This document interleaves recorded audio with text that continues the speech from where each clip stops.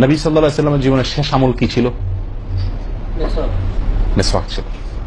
নবী করিম সাল্লাল্লাহু আলাইহি ওয়াসাল্লামের জীবনের শেষ আমল, যে আমলের পরে আর কোন আমলের সুযোগ পান নাই, এই আমলের পরে তিনি দুনিয়া থেকে বিদায় নিয়ে গেছেন। তার জীবনের লাস্ট আমল কি ছিল?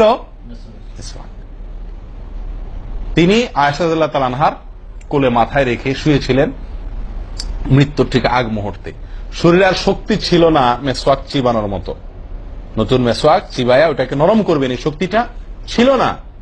আল্লাহ রাসূল সাল্লাল্লাহু আলাইহি ওয়াসাল্লাম আয়েশা রাদিয়াল্লাহু তাআলা আনহাকে দিলেন, আয়েশা মেসওয়াকটা আমাকে একটু চাবায়া দাও। তিনি চাবায়া নরম করে দিলেন।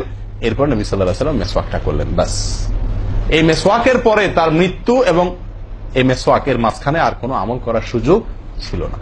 ভাই, কত গুরুত্বপূর্ণ আমল বোঝা উচিত। ওজুর সময় মেসওয়াকটা উঠে গেছে, আমরা কি করবো ইনশাআল্লাহ? সবসময় মেসওয়াক পকেটে রাখবো তো ইনশাআল্লাহ? ওজুর সময় মেসওয়াক কখন করবেন, এটা নিয়ে ওলামাদের দুটি মত পাওয়া যায়। বেশিরভাগ ওলামাদের মত এবং বিশুদ্ধ মত হলো কুলি করার সময় আমরা মেসওয়াক করব। কুলি করার সময় আপনি বিসমিল্লাহ বলে হাত ধুলেন, এরপরে কুলি করলেন। মেসওয়াক করতে হবে এভাবে, সোজাসুজি, উপরে নিচে না, পাশাপাশি, ঠিক আছে? মেসওয়াক দিয়ে এভাবে আপনি খুব বেশি সময় করার দরকার নাই, একটা ঘষা দেন উপরের মাড়িতে, আর একটা ঘষা দেন নিচের দাঁতে, দিয়ে এবার একবার কুলি করে ফেলান, ঠিক আছে? আবার মেসওয়াক দিয়ে একটা ঘষা দেন, আবার একটা ঘষা দেন, আবার কুলি করে ফেলেন। এভাবে 3 বার মেসওয়াক করেন, 3 বার কুলি করেন, বা সুন্নাত আদায় হয়ে গেল। কথাকে বুঝাতে পারছি? আল্লাহ তাআলা আমাদের সকলকে তৌফিক দান করেন। প্রিয় ভাইরা, তাহলে ওযুর মধ্যে আমাদের যে খুঁতগুলো আছে আমি সেগুলো ধরা দেওয়ার চেষ্টা করছি।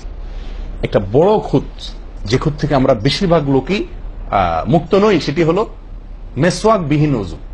লক্ষ্য করবো তো ইনশাআল্লাহ? আল্লাহ আমাদেরকে আমলের তৌফিক দান করেন। একান্ত না থাকলে আঙ্গুল দিয়ে করলেন, কিন্তু আপনি নিয়মিত আঙ্গুল দিয়ে করলেন সেটা না, মেসওয়াকই করা উচিত। ভাই,